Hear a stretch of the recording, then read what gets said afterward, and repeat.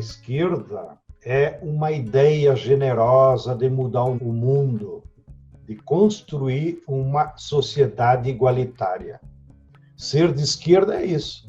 É todas as pessoas, ainda que não saibam, que queiram construir uma sociedade igualitária. E o capitalismo já está nos seus estretores.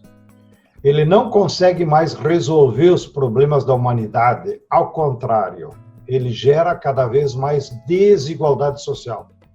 A forma como ele está organizado, ele só acumula para alguns e não resolve as necessidades fundamentais da maioria da população.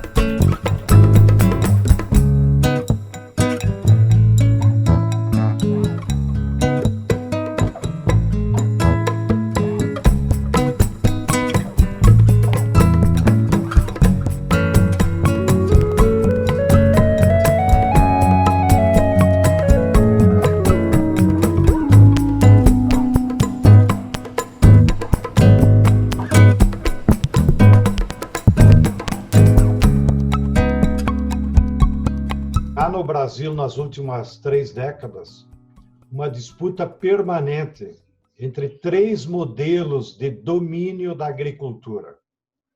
Um é o latifúndio atrasado, que só quer se apropriar das terras públicas, da natureza, das florestas, das águas, da biodiversidade, e ele não produz nada, ele só acumula se apropriando dos bens da natureza. Daí o nome atrasado, porque é uma referência à acumulação primitiva de capital. O segundo modelo é o agronegócio. O agronegócio ele só produz commodities para exportação, matérias-primas que vão para o mercado externo, e eles utilizam um modelo de produção baseado no que dizem ser moderno, mas que agride o meio ambiente com o uso de sementes transgênicas, com os agrotóxicos, expulsam a mão de obra com a mecanização e não pagam nada de imposto.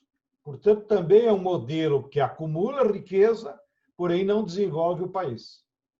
E o terceiro modelo é o nosso modelo da agricultura familiar, camponesa, e nos dedicamos a produzir alimentos para o mercado interno.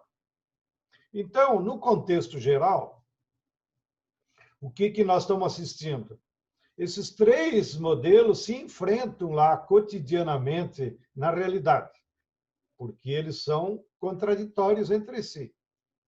Agora, no atual governo neofascista do capitão que está aí, adquiriram mais força no Estado brasileiro o modelo, sobretudo, do latifúndio, representado lá no governo pelo Ricardo Salles, pelo Naban, que trata, então, como eles disseram, passar a boiada. O que significa isso?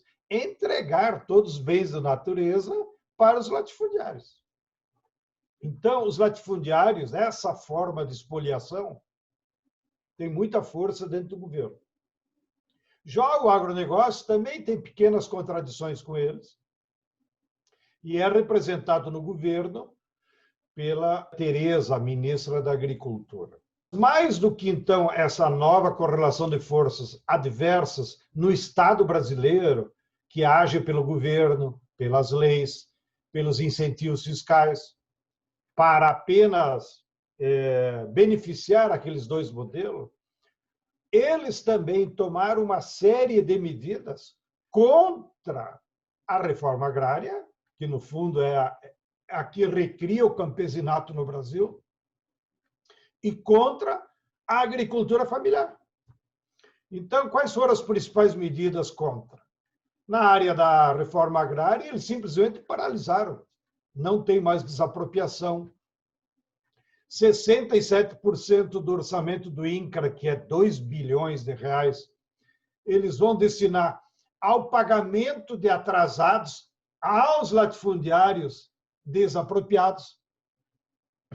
Fecharam o Departamento de Obtenção de Terras, fecharam o Pronera, que era um programa de acesso à universidade dos filhos de camponeses, fecharam o programa de ATES e fecharam o programa de habitação rural.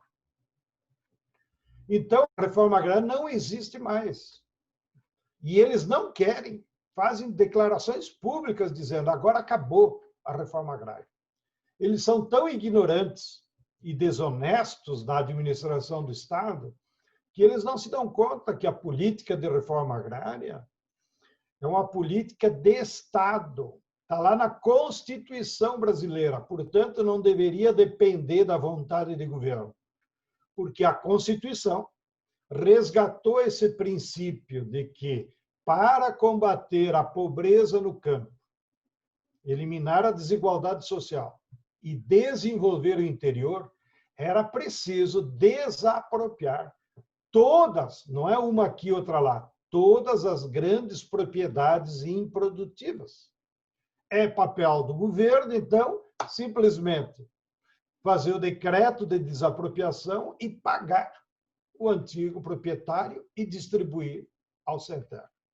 No campo da agricultura familiar, eles também tomaram várias medidas que afetam os agricultores familiares, sobretudo o programa de compra antecipada de alimentos, que é administrado pela Conab. Era um programa muito generoso, porque garantia a compra de qualquer alimento dos camponeses, e pelo contrato que era feito da Conab com os camponeses ou suas associações, os camponeses entregavam esses alimentos direto para os consumidores na cidade, ou para um hospital, para uma escola, para um quartel, para uma prisão, né? Ou para associações de bairro de uma determinada cidade. Também acabaram praticamente com o controle sobre o PNAE. O PNAE determinava o seguinte: 30% de todos os recursos da merenda escolar devem ser adquiridos de produtos alimentícios produzidos pela agricultura familiar.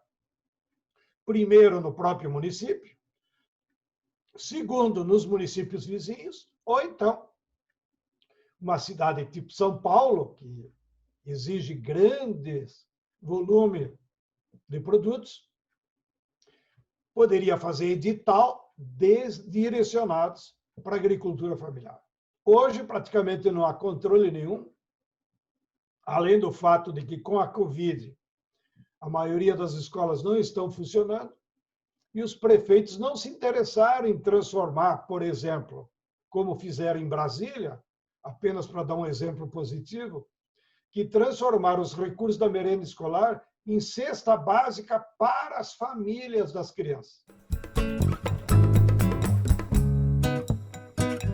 O modelo do agronegócio é um modelo de produção agrícola organizado pelo capitalismo em todo o mundo, na atual fase que é dominada pelo capital financeiro, os bancos, fundos de investimentos, e pelas grandes corporações internacionais.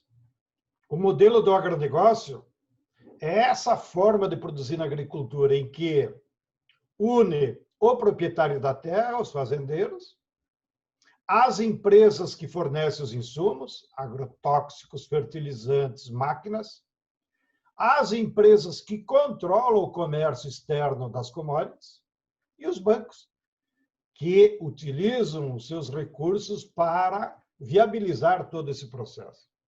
Então, o modelo do agronegócio, ele é da natureza do capitalismo. E por isso que ele se aplicou na América Latina, na África, na Ásia, independente de governo. Faz parte da lógica do capital. No caso brasileiro, já vem desde o Fernando Henrique, quando emergiu o agronegócio, o Estado brasileiro o que fez foi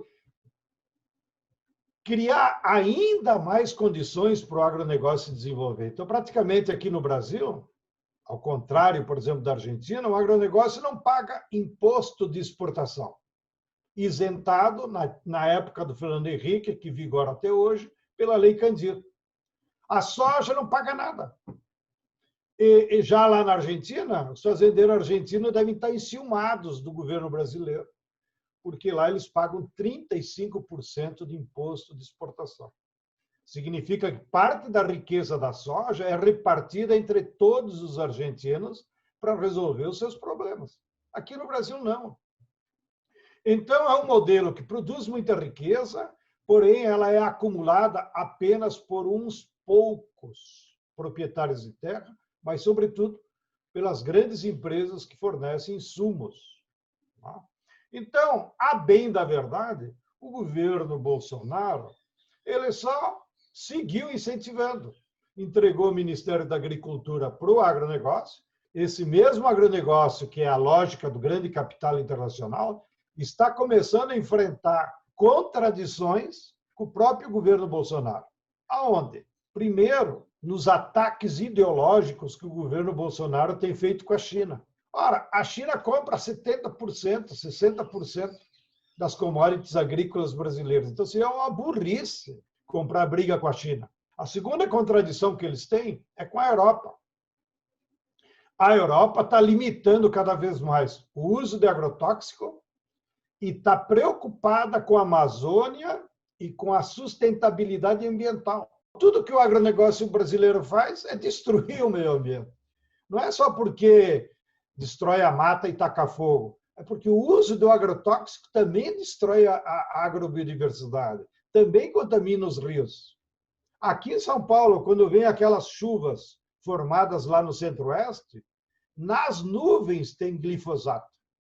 Porque quando eles aplicam o secante na soja, o secante em pó, ele sobe para a atmosfera e depois volta na forma de chuva. Então, já tem pesquisa da Fiocruz detectando em algumas regiões como o glifosato volta com a chuva sobre toda a população.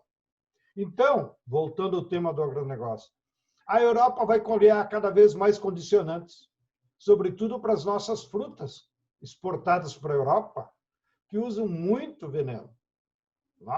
E também a Europa vai colocar condicionantes à destruição da Amazônia, à destruição do nosso Pantanal. Isso tudo vai afetar o mercado externo do agronegócio.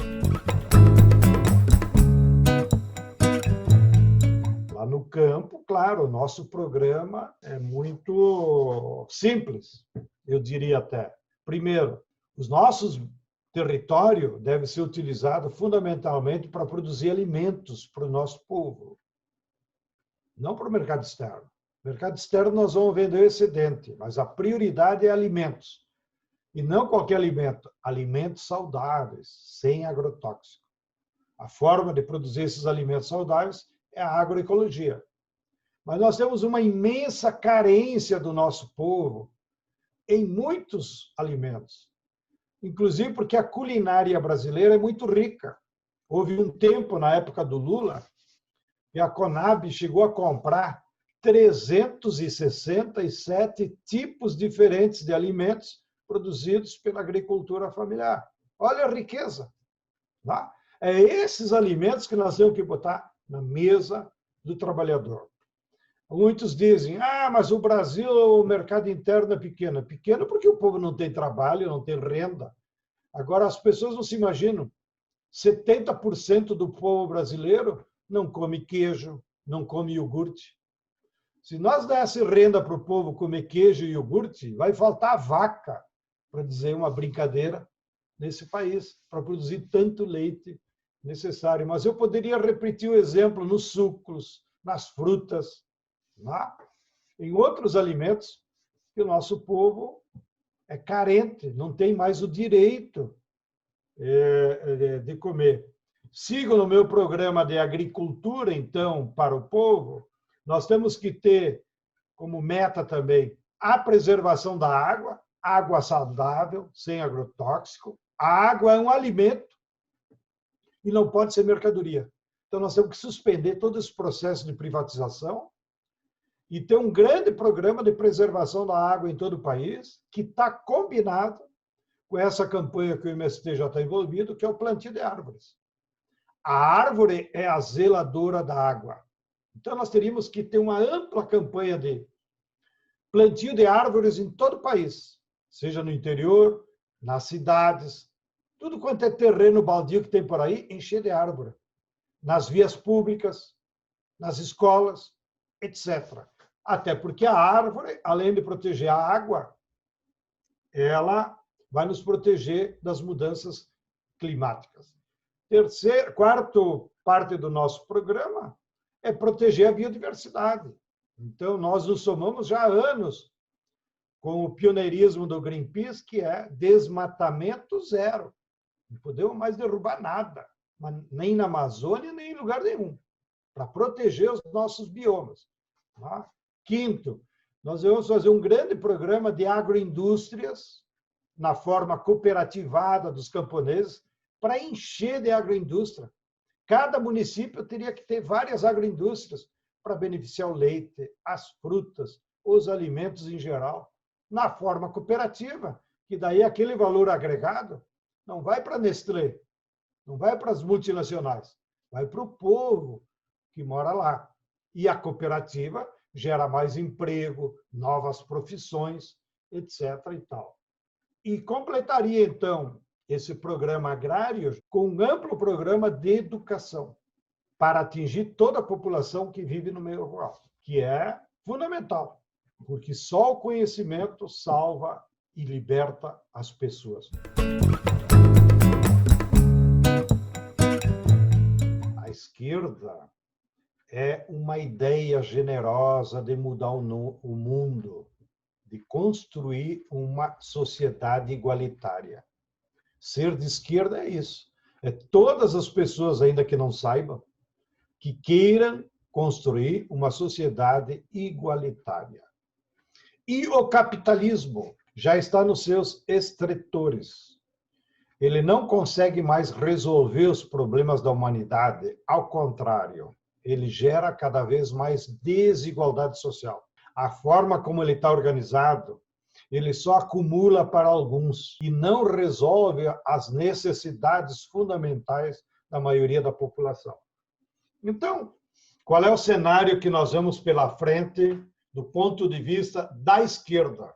Esquerda social, esquerda sentido genérico, da qual os partidos, os sindicatos e os movimentos que se considerarem de esquerda têm que colocar na sua agenda.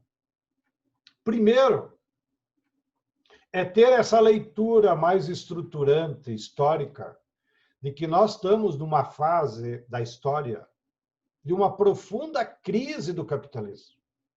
É uma crise do modo de produção. É uma crise sistêmica. E, portanto, ela vai ser prolongada. Ela não vai terminar com o Covid e com a vacina. Ao contrário, ela tende a se aprofundar na sua natureza econômica, tende-se a se aprofundar na desigualdade social, tende a se aprofundar nos crimes ambientais cometidos pelas empresas, tende a se aprofundar na crise política que está relacionada com a natureza do Estado burguês e tende a se aprofundar, inclusive, nos valores. Porque a única coisa que o capitalismo prega é o consumismo. Só consumismo. E o individualismo. E isso é antissocial. Ninguém constrói uma coletividade, uma sociedade baseada no individualismo e no consumismo. Tá? Bem, aqui no Brasil, essa crise que estou descrevendo percorre o mundo. Então, a esquerda mundial terá que enfrentar a crise do capitalismo. Mas aqui no Brasil nós temos um agravante de ter um governo neofascista, que é o governo do capital.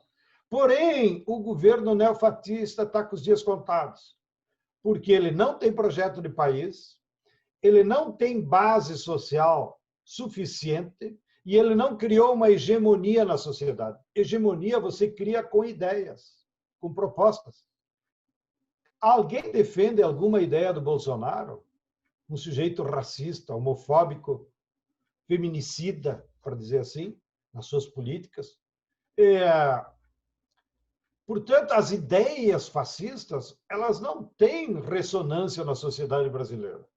A base social e ideológica do Bolsonaro é os 10% de fanáticos que existem em qualquer sociedade, que no caso deles são os fanáticos de direita, de extrema direita. E as próprias eleições municipais revelaram de como ele não tem mais ressonância nas suas propostas. Portanto, ele não tem projeto, não tem hegemonia, e a tendência normal é ele não representar mais ninguém. O ideal e o necessário era nós trocarmos o governo. Porém, para termos a saída do governo Bolsonaro, nós teríamos que ter um amplo apoio de setores da burguesia que ainda querem se locupletar com as políticas públicas do Guedes. E nós teríamos que ter mobilização de massa, que com o Covid, as classes trabalhadoras estão impedidas de se manifestar, de ir para a rua, de fazer luta de massa. O Poder Judiciário tem uma dívida histórica com o nosso ex-presidente Lula. O Lula foi vítima de uma perseguição impressionante, logo que deixou o governo com 80% de apoio, porque foi um bom governo. A Globo fez uma campanha insana de desmoralização dele, com o tal do Lula ladrão, e acabou influenciando as grandes massas.